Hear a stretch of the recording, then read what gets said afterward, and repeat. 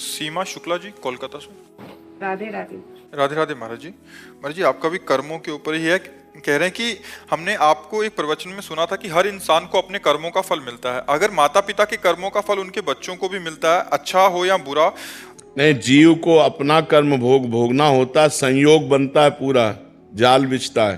तुम्हारे ये कर्म तो तुमको ऐसा पिता मिलेगा, तुम्हारे ऐसे कर्म तो तुमको ऐसा पुत्र मिलेगा।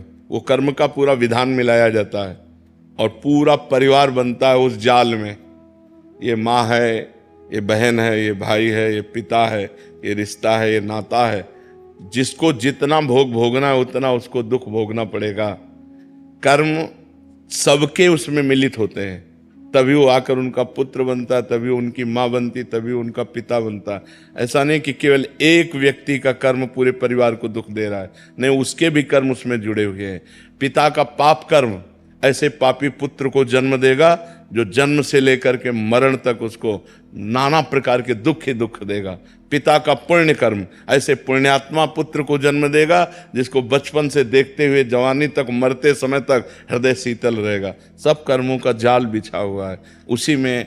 अब हम जा रहे हैं, हमारा कोई दुश्मन नहीं, लेकिन जरा सा धक्का लगा जब मैं झगड़ा शुरू, तो वो जो धक्का लगा कांधे को हमारे कर्म ने किया, पूर्व के कर्म ने ऐसे धक्का लगवा दिया और उसने हटाई कर दी, क्योंकि उसके द्वारा पिटना था, इसलिए ऐसा संयोग बन गया। कर्मों का बड़ा सूक्ष्म स्वरूप है, उसका निर्णय करना बहुत कठिन है, वो तो केवल भगवान ही जानते हैं। सुनो भरत भावी प्रबल, बिलख कहो मुनिनाथ, हानि लाभ जीवन मरण जस अपजस विधि हाथ। वो विधान भगवान के हाथ में है। जब जहां जीव का जैसा कर्म होता है उसको भोगना पड़ता है। और वो एक कर्म के साथ बहुत से कर्म जुड़े हुए होते हैं। माता का कर्म, पिता का कर्म, भाई का कर्म, बहन का कर्म।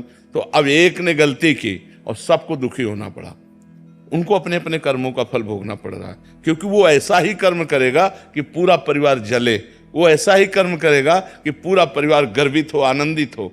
ये कर्मों का जाल बिछा हुआ है। महाविद्या जी।